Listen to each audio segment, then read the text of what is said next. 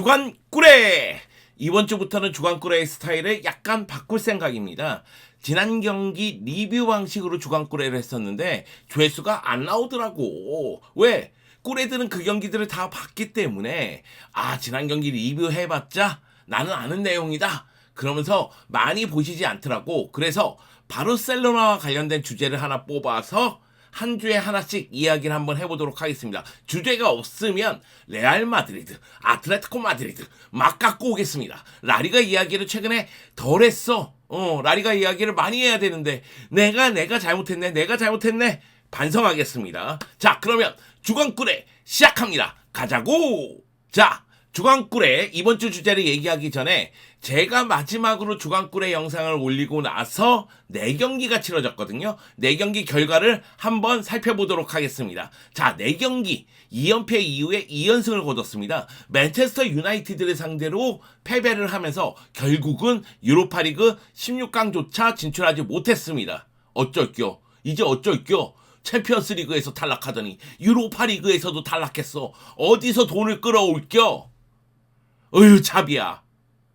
여하튼 유로파 리그 16강 진출에 실패를 하면서 올 시즌 바르셀로나의 유럽 대항전은 끝이 났습니다. 이제 바르셀로나는 라리가와 코파델레이 우승을 향해서 집중해야 되고 달려나가야 됩니다. 자, 그리고 나서 충격의 패배가 있었죠. 라리가 23라운드에서 알메리아에게 0대1로 패배했어요.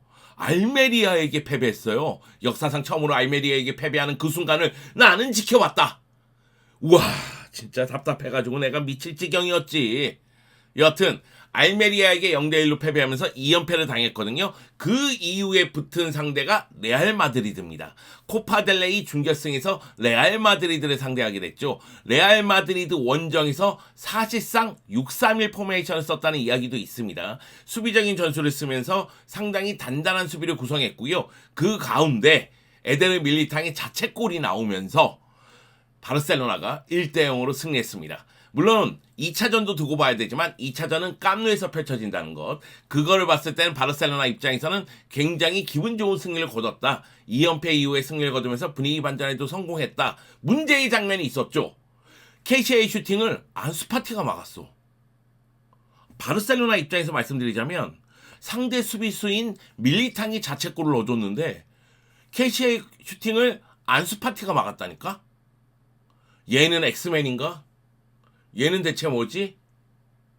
그리고 바로 지난주에 발렌시아하고 대결을 펼쳤는데 이 경기에서 하피냐의 헤더 결승골로 1대0으로 승리를 거뒀습니다. 이 경기에서 아라우가 퇴장을 당했어요. 그래서 아라우는 다음 경기인 빌바오전에 출전할 수가 없습니다. 하지만 그 다음 경기 레알 마드리드 경기에는 출전할 수 있다는 이야기가 있으니까요. 너무 걱정하지 맙시다. 물론 바르셀로나 입장에서는 다가오는 빌바오 원정도 그리고 레알 마드리드 홈 경기도 굉장히 어렵습니다. 그 이후에 레알 마드리드하고 코파델레이 준결승 2차전도 치러야 되니까요. 갈 길이 상당히 멀고 험난하다. 이렇게 볼 수 있겠죠. 자, 요 경기에서도 안수파티는 골대를 맞히는 슈팅을 보여주긴 했지만 아쉬움을 많이 남겼습니다. 제가 계속 얘기하면서 안수파티 얘기를 하고 있잖아요. 오늘 주제는 안수파티입니다. 과연 안수파티는 부활할 수 있을까? 부활하면 좋겠다. 하지만 그 가능성은 지금부터 시작하겠습니다. 가봅시다. 안수파티 이야기를 할 때 먼저 얘기할 부분은 지난 2월 초에 갑자기 안수파티 이적설이 빵빵 터졌어요. 그러면서 바이에른 뮌헨 또는 프리미어리그의 강자들이 안수파티의 영입을 원한다는 이야기가 있었거든요. 맨체스터 유나이티드, 아스날, 리버풀, 토트넘 같은 팀들이 안수파티의 영입을 원한다. 이런 보도들이 있었습니다. 이런 보도는 왜 나왔을까? 물론 이거는 라리가 하베르 테바스 회장의 인터뷰하고 관련이 있습니다. 물론 이건 잠시 후에 하도록 하고 일단 안수파티가 차비 감독 밑에서 출전 기회를 제대로 받지 못하고 있는 건 사실이거든요. 요것도 수치로서 잠시 후에 말씀드리겠습니다. 그런데 이 부분에 대해서 안수파티가 불만이 있다는 이야기도 있었어요. 안수파티의 에이전트인 조르제 멘데스는 바르셀로나 수뇌부하고 안수파티의 출전 시간에 대해서 이야기를 나눴고 논의를 했다는 이야기도 있었습니다. 요 얘기는 뭐냐면 안수파티가 이적설이 나온 거와 별개로 출전 시간을 더 많이 원하고 있는 건 아닌가, 그리고 이적설하고 별개로 보는 것이 아니라 같이 연결된 것이 아닌가, 이런 시각도 역시 존재를 합니다. 네, 맞습니다. 이거는 뇌피셜이고요. 이거는 음모론에 가깝죠. 일단은 뇌피셜로서 이야기를 드리는 겁니다. 그런데 요 이적설이 나왔을 때 조안 라포르타 회장하고 차비 에르난데스 감독이 부인을 했죠. 현재이자 미래인 선수를 팔지는 않을 것이다. 다만 라포르타 회장의 인터뷰를 보면은 조르제 멘데스 에이전트가 그런 이야기를 하더라. 요 정도의 멘트까지는 있긴 있었습니다. 자, 그러면 제가 왜 갑자기 안수파티 이적설 얘기를 했을까요? 그거는 안수파티 이적설이 왜 나오는지에 대해서 이야기하고자 먼저 이적설부터 말씀을 드린 겁니다. 바르셀로나의 상황은 좋은 상황은 아닙니다. 라리가의 하비에르 테바스 회장이 바르셀로나는 다가오는 이적 시장에서 예산상 지출할 여유가 없다. 그 얘기는 선수를 살 여유가 없다는 얘기예요. 바르셀로나는 임금 지출과 이적료를 6억 5천만 유로에서 4억 5천만 유로로 줄여야 된다. 그 얘기는 2억 유로를 줄여야 된다는 얘기입니다. 선수에 대한 투자는커녕 선수들을 팔아야 된다는 이야기입니다. 즉 바르셀로나는 예산상 선수들을 팔아야 되니 바르셀로나가 보유한 선수들 중에서 관심이 있는 선수들은 지금 쇼핑 목록에 올려보자. 이게 유럽 빅클럽들의 생각일 수도 있죠. 여기다가 안수파티의 주급이 매우 높습니다. 기억해 보시면 아시겠지만 안수파티가 2021년 10월에 바르셀로나하고 재계약을 맺습니다. 2027년 6월까지 재계약을 맺었는데요. 추가 2년 옵션도 있었죠. 메시가 떠난 다음에는 결국 안수파티를 바르셀로나의 상징적인 존재로 만들려고 노력한 것 같아요. 물론 메시의 등번호 넘버 10도 안수파티가 물려받았습니다. 그런데 당시 재계약할 때는 바이아웃 금액 10억 유로가 눈에 들어왔지만 돌이켜 생각해보니까 이 선수를 얼마에 주급 계약을 맺었을까? 이런 생각이 들었었는데 밝혀진 바에 의하면 주급 26만 8,269 유로, 하나로서는 3억 7천만 원 이상입니다. 그 얘기는 주급이 너무 세다는 거겠죠. 여기까지 보면은 안수파티의 이적설은 당연한 것 같아요.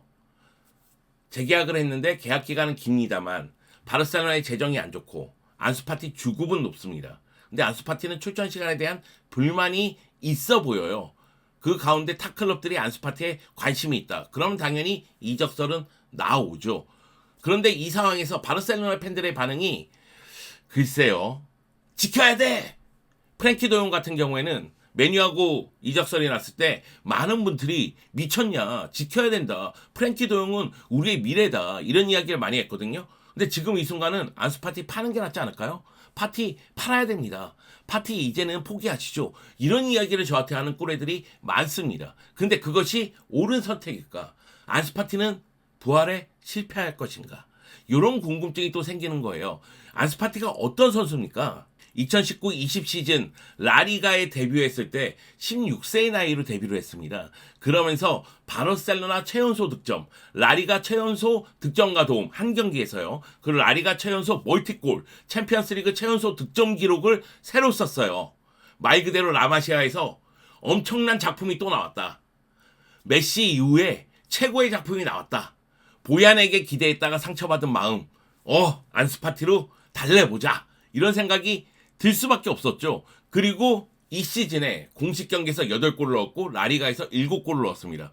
당연히 기대감 뿜뿜인 상태로 2020-21 시즌을 기다렸습니다. 그리고 이 시즌에는 부상을 당해요.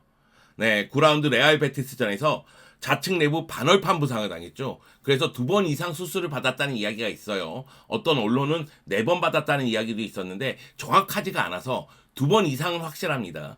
그러면서 장기간 경기에 뛸 수 없게 됩니다. 그러다 보니까 이 시즌에는 공식 10경기 나와서 5골 넣었고요. 라리가 7경기에서 4골을 넣었습니다. 근데 한번 기록을 보시죠. 출전 대비 득점력은 굉장히 좋았어요. 그런데 부상에서 돌아오고 나서 2021-22 시즌 공식 경기 15경기 6골, 라리가 10경기 4골. 나빠 보이진 않지만 부상이 이어지게 됩니다. 물론 이 시즌은 관심이 더 높았죠. 메시의 넘버 10을 물려받았으니까.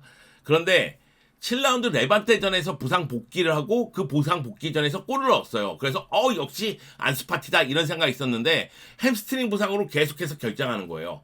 그런데 햄스트링 부상에서 돌아오면 또 햄스트링 부상을 당하는, 그래서 부상이 잦아지는 상황이 됐습니다. 그리고 나서 올 시즌이 온 거죠. 그래요. 어린 나이에 부상을 당했고 재활하는데 굉장히 어려움을 많이 겪었다고 해요. 수술도 여러 차례 했고, 그렇기 때문에 안수파티의 플레이 자체가 상당히 나쁜 쪽으로 흐르게 됩니다. 이거는 뭐 모두가 인정하는 사실인데, 안수파티 입장에서도 아쉽고 바르셀로나 입장에서도 아쉽고 꿀의 입장에서도 아쉬운 거죠. 올 시즌 활약 만족할 수가 없습니다. 올 시즌 공식 36경기에서 6골 3개의 도움을 했는데요. 총 1332분을 뛰었거든요. 선발로는 10경기, 교체는 26경기. 그러니까 안수파티가 출전 시간이 모자르다는 생각을 가질 수가 있죠. 그런데 한번 생각해 보세요. 최전방에 레반도프스키가 있죠. 오른쪽에 하피냐 덴벨레가 있죠. 페란도 좌우에서 뛸 수가 있죠. 가비가 또 왼쪽에서 뛸 수가 있고 많이 뛰고 있잖아요. 그러다 보니까 안수파티가 출전할 수 있는 기회는 점차적으로 줄어들 수밖에 없죠. 물론 지금 이 순간에는 레반도프스키, 덴벨레가 부상이기 때문에 안수파티에게 기회가 왔습니다. 근데 안수파티 활약을 보면은 너무 아쉽거든요. 네, 안수파티의 활약은 뭐라고 할까요? 기대 이하고요. 그리고 안수파티가 부진하다고 얘기해도 과언은 아닙니다. 올 시즌 라리가 22경기에서 3골 넣었고 코파델레에서 2골, 그리고 스페르코파에서 1골 넣었어요. 근데 이 골들의 영향가가 높은가? 물론 높은 경기도 있습니다. 2-3경기 정도. 근데 6골 중에 한 3골, 4골 정도는 영향가가 높다고 보긴 어려워요. 물론 골의 영향가를 따진다는 것 자체가 좀 우습기도 합니다. 그렇긴 하지만은 중요한 순간에 확실하게 해결사의 모습을 보여줬느냐? 그러진 못했다는 거죠. 안수파티가 넣은 경기들, 그리고 넣은 골들 한번 세밀하게 살펴볼까요? 저는 라리가 2라운드 소시에다드전에서 안수파티가 완전히 부활했다고 착각했어요. 이 경기에서 63분에 출전했는데 한 골 2개의 도움을 기록했습니다. 들어가자마자 도움을 기록하더니, 그것도 연속으로 2번을 기록하더니 팀의 4번째 골을 넣었거든요. 우와! 돌아왔다! 내가 알고 있는 안수파티가 돌아왔다. 컴온 안수파티! 이런 생각이 들었었거든요. 그런데 그 다음부터 골을 띄엄띄엄 넣고 결정적인 기회를 놓치고 그런 상황이 반복이 되는 거죠. 라리가 5라운드 카디스전 4-0으로 승리할 때 팀의 3번째 골 넣었고요. 라리가 10라운드 비아레알전 3-0으로 승리할 때 팀의 3번째 골을 넣었어요. 결승골은 없다는 거죠. 그리고 코파델레이 3라운드 요 경기에서의 골이 영향가가 굉장히 높았죠. 왜? 74분에 교체 투입돼서 연장전에 결승골을 넣었습니다. 그러면서 인테르시티를 상대로 바르셀로나가 4-3으로 승리를 거두면서 결국 코파델레이에서 계속해서 위로 올라갈 수 있는 상황이 됐죠. 그리고 스페르코파 준결승 베티스전도 골의 영향가는 있었습니다. 이 경기에서 골을 넣으면서 결국 2대2 동점이 되고 승부차기까지 갔잖아요. 승부차기에서도 3번째 키커로서 골을 성공시키는 모습이 있었습니다. 그런데 그 외에는 영향가가 많이 떨어졌죠. 마지막으로 골을 넣은 경기가 코파델레이 16강 세우타전인데 이 경기에서 골을 넣고 나서 지금까지 골이 없어요. 2023년 1월 23일 날 골을 넣고 골이 없다는 겁니다. 그 정도로 안수파티는 득점력에서 아쉬움을 남기고 있어요. 그런데 그런 거죠. 큰 부상을 당한 다음에 돌아왔기 때문에 몸을 좀 사리는 플레이를 한다는 거죠. 안수파티의 장점은 저돌성, 그리고 높은 적중률이에요. 거의 원샷, 원킬 같은 그런 느낌이 있었거든요. 예전 같은 경우에는 저돌적으로 침투하고 저돌적으로 부딪히고 연계 플레이하고 반박자 빠른 슈팅하면서 높은 적중률의 슈팅, 그러면서 골을 많이 넣었단 말이에요. 그런데 몸을 사리기 시작하니까 몸싸움을 피하게 되죠. 그러다 보니까 저돌성이 약화가 되는 겁니다. 그리고 슈팅 타이밍도 이전보다는 느려지는 상황이 됐습니다. 슈팅의 적중률 떨어졌어요. 장점들이 지금 사라지고 있다는 겁니다. 그러다 보니까 바르셀로나 입장에서는 만약의 경우 진짜 테바스 회장의 얘기대로 재정적으로 너무 어려우면 안수파티를 시장에 내놓을 수도 있지 않을까 그런 생각도 저는 듭니다. 그런데 안수파티를 시장에 내놓는다는 거는 쉬운 일은 아니죠. 넘버 10을 물려받은 자 아니겠어요? 제가 유니폼을 갖고 있지 않습니까? 제가 갖고 있는 바르셀로나 선수들 히바우드, 호나우지뉴, 메시, 안수파티 네 거의 넘버 10을 이어가는 자들의 유니폼을 갖고 있는데 안수파티가 제일 아쉽긴 합니다. 그리고 안수파티의 유니폼은 안 팔리고 있다고 해요. 레반도프스키, 페드리, 가비, 더용이 유니폼이 많이 팔리고요. 넘버 10임에도 불구하고 안수파티는 유니폼이 잘 안 팔리고 있다고 하더라고요. 여러모로 안수파티는 위기에 처한 상황입니다. 그렇다면은 안수파티는 어떻게 해야 될까? 제가 생각하기에는 안수파티 개인의 흐름이 지금 좋지 않은 상황이기 때문에 그렇기 때문에 조금 더 자신의 플레이에 집중할 필요성이 있고요. 조금 더 이타적인 플레이를 할 필요성이 있습니다. 그리고 출전 기회를 소중히 여겨야 돼요. 레반도프스키, 덴벨레가 부상에서 돌아오잖아요. 그러면 레반도프스키, 덴벨레, 하피냐, 가비 이런 식으로 선발 라인업이 구성될 가능성이 크고 만약의 경우 한 자리가 빈다면 페란이 들어올 가능성이 커 보이거든요. 안수파티 입장에서는 조금 더 자신의 플레이에 집중하면서 자신의 폼을 끌어올려야 됩니다. 부상을 당하기 전에 플레이를 좀 보면서 내가 이런 식으로 플레이를 했었지. 내가 이 타이밍에 슈팅을 했었지. 내가 슈팅할 때 이런 감각이었지. 이런 걸 찾아 나갈 필요성이 있습니다. 저는 올 시즌의 안수파티는 갑자기 엄청나게 좋아진다? 그렇게 생각하지 않아요. 안수파티가 올 시즌 내내 보여준 폼을 생각했을 때에는 물론 안수파티가 지금보다 골을 더 자주 넣을 수는 있겠지만 엄청나게 많은 골을 넣을 거라고 생각하진 않거든요. 그리고 안수파티에게 많은 기회가 갈 거라고 생각하지도 않고요. 그렇기 때문에 안수파티가 스스로 폼을 끌어올리고자 노력을 해야 될 것으로 보입니다. 제가 뭐 안수파티 부활할 수 있겠느냐 이런 질문에 대해서 부활할 수 있다 이렇게 얘기한 적은 없어요. 얘기할 수도 없고요. 그런데 기회는 줘야 된다. 안수파티는 우리가 갖고 있는 바르셀로나가 보유한 굉장히 좋은 자산이고 좋은 선수다. 이 선수가 좋았을 때는 한번 생각해보자. 그러면 이 선수는 분명히 제 역할을 할 수가 있다. 넘버 10을 물려받은 자 아닌가. 그런 이야기를 했었는데 지금은 스스로가 스스로의 문제점을 자각할 필요성이 있습니다. 내가 출전 시간이 더 많으면 더 많은 골을 넣을 수 있어. 이렇게 생각할 수도 있겠지만 제가 보기에는 아니거든요. 지금의 폼으로는 계속해서 반복될 것 같아요. 그렇기 때문에 조금 더 적극성을 갖고 출전 시간이 얼마가 됐든 자신의 폼을 끌어올리면서 팀에 기여해야지 이런 모습으로 경기에 임해야지만 안수파티가 부활할 수 있을 것으로 보입니다. 올 시즌 이대로 끝나고 테바스 회장이 얘기한 대로 재정 상황이 너무나 안 좋다면은 안수파티가 어떻게 될지는 모르겠어요. 그렇다 할지라도 저는 안수파티에 대한 좋은 기억이 있기 때문에 이 선수가 폼이 좋을 때 어떻게 플레이를 했는지 어떤 식으로 나를 흥분시켰는지 아직도 눈에 선명하기 때문에 안수파티에게는 계속 기회를 줘야 된다고 생각합니다. 과연 안수파티가 부활할 수 있을까요? 네, 또다시 답은 못 해드렸습니다. 하지만은 여러분과 이렇게 이런 주제에 대해서 이야기하니까 뭔가 속이 풀리네요. 내가 안수파티한테 올 시즌 쌓아둔 게 너무 많거든. 저 안에 분노와 울분과 짜증이 있거든. 네, 잘해줘라. 너 아직 어려. 너 갈 길이 구만리야. 너 2002년생이야. 지금부터 시작한다는 마음으로 열심히 해줘. 자, 안수파티가 부활하기를 바라는 마음에 네, 그런 마음을 한가득 담아서 주간꾸레를 찍어봤습니다. 여러분, 다음은 어떤 주제일까요? 다음 주도 기대해주세요.